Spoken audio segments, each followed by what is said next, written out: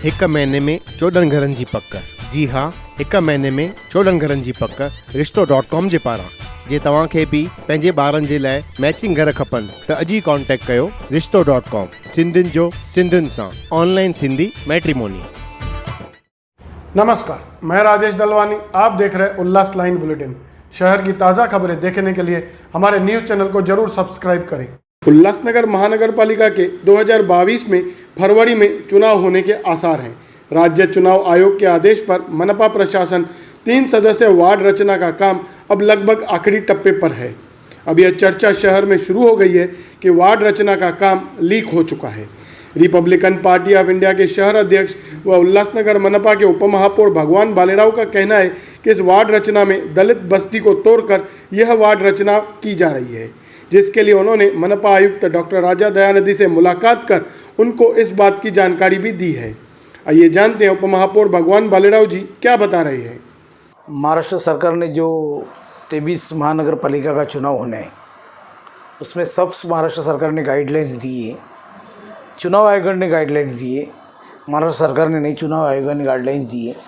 Guideline के हिसाब से काम होना चाहिए, लेकिन हमको ऐसा समझ में आ रहा है कुछ हमारे जो इंजीनियर काम कर रहे हैं तो वो लोग बाहर ऐसे अफवाह फैला रहे या ऐसे बता रहे लोगों को ये वार्ड तुमको इधर जोड़ा गया, ये वार्ड इधर जोड़ा गया। ये पूरा काम गोपनीय होना चाहिए था, लेकिन गोपनीय यहाँ पे नहीं रहता है।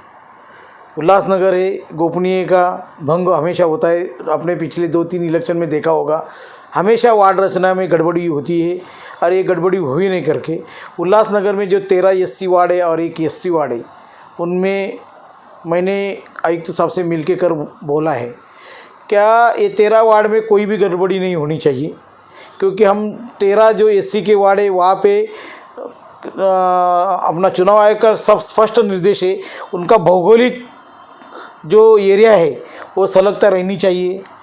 वहाँ पे दूसरा अनुसूचित जाति जमाती का जो वस्ती है, जो एरिया है, वो एरिया का विभाजन नहीं हुए, ये होना चाहिए।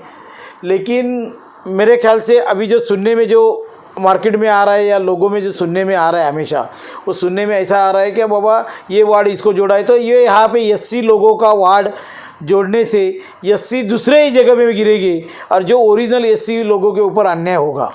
ये अन्याय के मेरी पार्टी रिपब्लिकन पार्टी, हम लोग जो बहुजन वर्ग के लिए काम करते, SC के लिए काम करते, अगर हमारे लोग वहाँ पे काम करने वाले लोग अगर नगर सेवक नहीं बनेंगे और दूसरा एरिया में डाले जाएंगे तो वहाँ पे कोई SC आएगा, लेकिन बाहर से आयात करके आ जाएगा।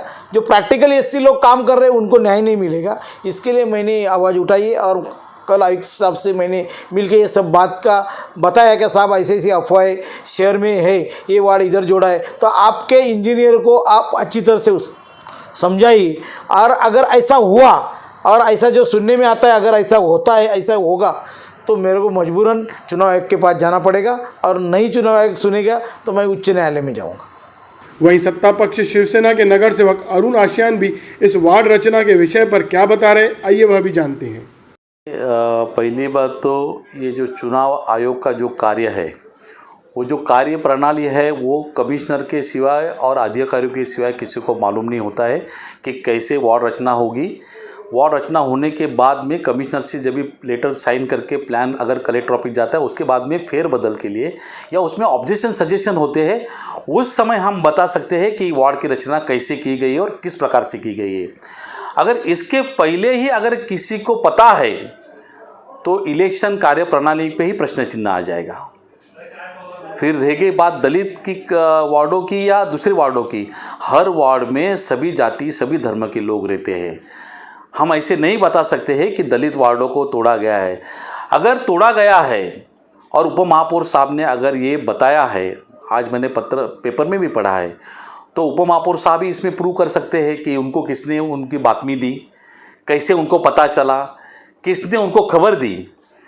अगर ये बात अगर है तो कमिश्नर साहब को मैंने बताया है कि इसकी इंक्वायरी होनी चाहिए और इसके इंक्वायरी में आप इसके ऊपर एक अधिकारी नियुक्त होना चाहिए कि ये जो प्लान है, ये प्लान में फेरबदल करके जो उन्होंने जो माहितियाँ पेपर में डाली है कि दलितों के वार्ड तोड़े गए हैं, तो इसके बारे में खबर देने वाले के ऊपर सख्त से सख्त कानूनी कार्रवाई होनी चाहिए।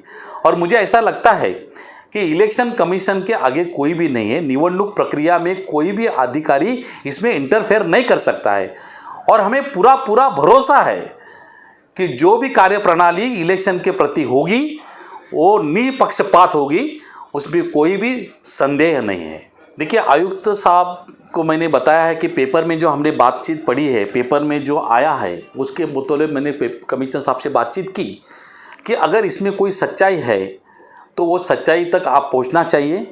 अगर इसमें सच्चाई नहीं है तो ऐसे झूठे आरोप जो लगाए गए हैं महानगर पालिका के प्रणाली के ऊपर, उसके प्रति भी कार्रवाई होनी चाहिए। सर, उन्होंने डायरेक्ट नाम लिए हैं पीडब्ल्यूडी के अधिकारी, इंजीनियर ने बताया करके। देखिए, उन्होंने नाम लिए हैं तो वो कहीं पर भी कमिश्नर साहब को उन्होंने बताया नहीं है, या जो हमने जो पेपर में पढ़ा है पेपर में भी कहीं पे नहीं है। उन्होंने आरोप लगाया है तो आरोप लगाने वाला आदमी ही सिद्ध कर सकता है कि उनको कैसे पता चला, कैसे उन्होंने जानकारी दी। इस विषय में तो मैंने पेपर में न्यूज़ पढ़ के मुझे पता चला कि बाबा ये ऐसे वार्ड उन्होंने तोड़े गए, मगर प्लान तो मैंने भी नहीं देखा है, क्योंकि जब तक प्लान कलेक्टर के यहाँ से ऑब्जेक्शन सजेशन के लिए आ सकते हैं तभी तक हम कैसे बता सकते हैं कि किसका वार्ड किसके साथ में जोड़ा गया। अगर रहा, अगर ऐसी जानकारी अगर मिलती रही तो इलेक्शन प्रक्रिया करनी क्यों है फिर? जो नगर सेवक जहाँ है वहाँ पे उनको नियुक्त कर दो वापस से। अगर शासन, प्रशासन और इलेक्शन ये दोनों अलग अलग विषय है। इलेक्शन प्रणाली में कोई किसी का इंटरफेरेंस नहीं चलता है।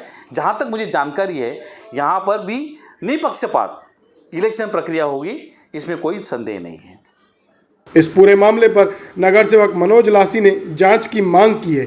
आइए जानते हैं मनोज लासी का क्या है कहना। देखिए, जो उन्होंने आरोप लगाया है, कल मीडिया के माध्यम से हमने भी सुना। पहली बात तो ये व्हाट्सएप इंडस्ट्री की जो बातें हैं उनमें कोई तथ्य नहीं होता। हम तो इतने दिनों से सुन रहे हैं ये ऐसा बन गया, वो ऐसा बन गया, इसका उधर निकल गया, उसका उधर जुड़ गया, उधर जुड़ गया। हम उन बातों को तवज्जो नहीं देते क्योंकि ये व्हाट्सएप इंडस्ट्री की बातें हैं, 99% झूठ है। अगर उपमहापौर जी जो इतने बड़े पद पे विराजमान है वो इन बातों को तवज्जो देते हैं, इसमें सच्चाई उनको दिखती है, तो मैं कहूँगा कि ये उनकी बहुत बड़ी भूल है। और एक तरफ उनका ऐसा दावा है कि हम उपमहापौर हैं, हमारे पास स्थायी समिति चेयरमैन है, हमारे पास विरोधी पक्ष नेता है, मतलब आधी सत्ता हमारे बगैर यहाँ पे पत्ता भी नहीं हिलता। तो जब जहाँ वो दावा करते हैं पत्ता भी नहीं हिलता, तो उनका पैनल जो भी उन्होंने इल्ज़ाम लगाया है, व्हाटएवर जो सो कॉल मैंने सुना है कि दलित वार्डों को काट दिया गया है, मागे स्वर्गीय नगर सेवक चुन के नहीं आना चाहिए, सिटी इंजीनियर के ऊपर आरोप लगाया है, सत्ता पक्ष के ऊपर आरोप लगाया है, आयुक्त के ऊपर आरोप लगाया है, तो मैं बोलूँगा सियानी बिल्ली खंबा नोचे वाला काम है ये। इस पर अगर इंक्वायरी करनी चाहिए तो उनकी करनी चाहिए। वो कहते हैं, दावा करते हैं कि मेरे पास वो ब्लूप्रिंट है, किसी अधिकारी ने दी है, किसी कर्मचारी ने दी है, तो सब कर्मचारियों को परेशान करने के अलावा उनके ऊपर ही कार्रवाई करनी चाहिए, उनकी ही जांच पड़ताल करनी चाहिए साइबर क्राइम के माध्यम से, या एक कमेटी बिठा के या एसआईटी बिठा के कि उनके पास ये कहाँ से आया, तो दूध का दूध पानी का पानी हो जाएगा। अगर ये सच है तो उसकी इंक्वायरी हो, अगर सत्य नहीं है तो उनके ऊपर कार्रवाई होनी चाहिए। उल्लास लाइन बुलेटिन को सब्सक्राइब करें, बेल आइकॉन दबाएं और देखिए उल्लास लाइन बुलेटिन की न्यूज़ सबसे पहले आपके मोबाइल पर।